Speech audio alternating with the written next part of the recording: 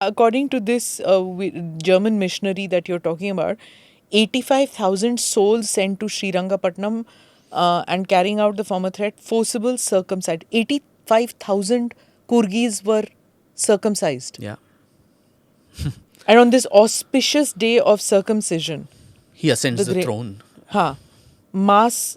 This so on the basis of that, I mean that was the day that it happened. And so he writes about this to the Shah Alam, who's the Mughal emperor, and says, "Look, I have done all this. I am the true, defender of the faith. So grant me the power of kingship."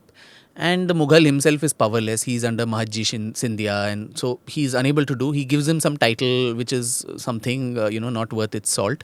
Then he sends these letters all the way, emissaries to the Caliphate. And incidentally, the Delhi Sultanate, a lot of them did the same, whether it is the Tughlaqs, the Khiljis and Lodhis.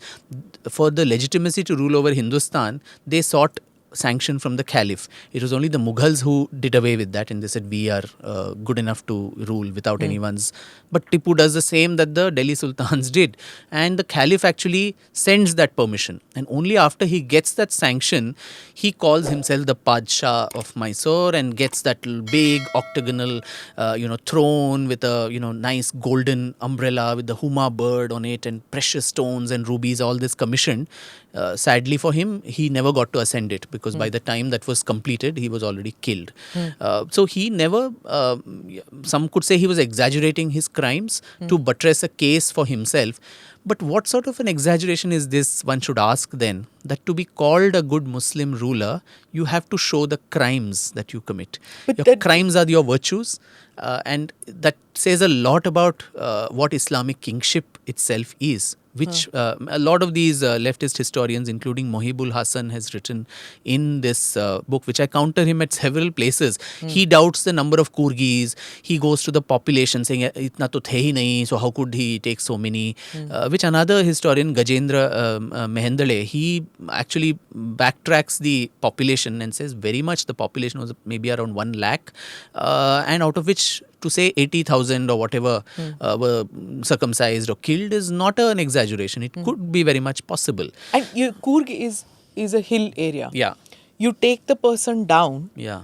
You pick up, while you're coming down, you pick up from the plains also, right? When you're taking them. It's not necessary Coorg bole to only Kodavas. Yes. I mean, the Kodavas might have been a 1 lakh population at that time, but there were others who were laborers in the things there. They were also part of it. And right? how does the number matter? I mean, as I said, exactly. 80,000, 90,000, 70,000. How does that make the crime any less? Even if there were 100, it was quite bad enough.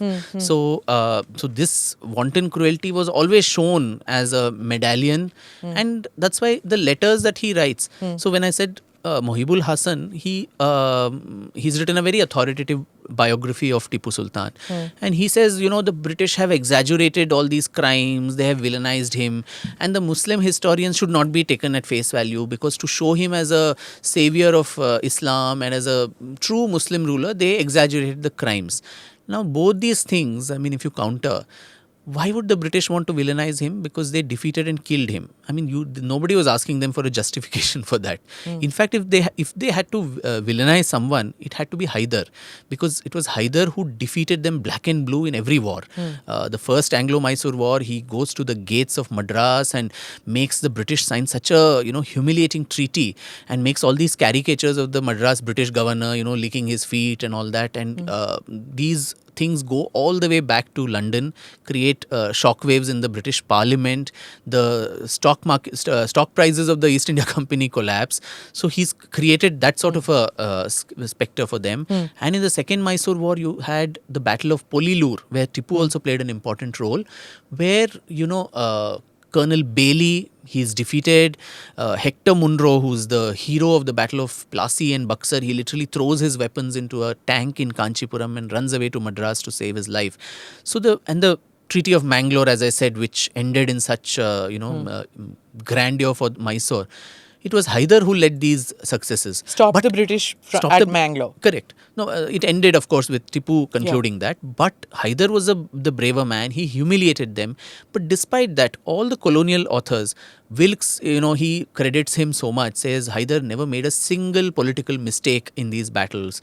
Even Bowring, who was a commissioner later of Mysore, he writes that Hyder may be, feared, etc., but he's still respected by the Mysore population because of, he didn't interfere in their personal lives or whatever.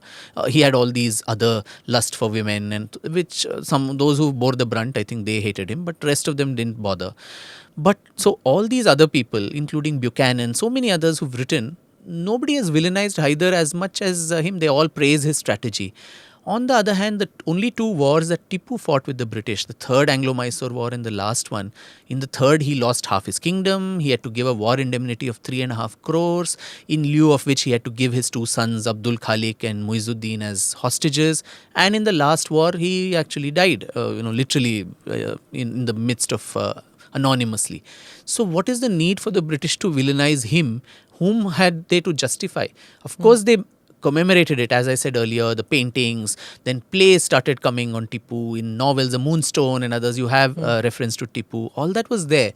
But they were referring to his original letters, his own writings, his dream registers, these letters to the commanders, which when I read in Bangalore, those protests erupted. He's telling this, go and break this, circumcise the dead also, 4 lakh infidels in Calicut I have converted. He's gloating about this. So there you're not even accepting his own letters. His own letters, yeah. Muslim historians should not be, trusted. Kirmani and others who've written Nishane-Haidari and also Tipu's life, they should not be, relied upon, because to exaggerate a good Muslim ruler, they said all this. So that itself is problematic.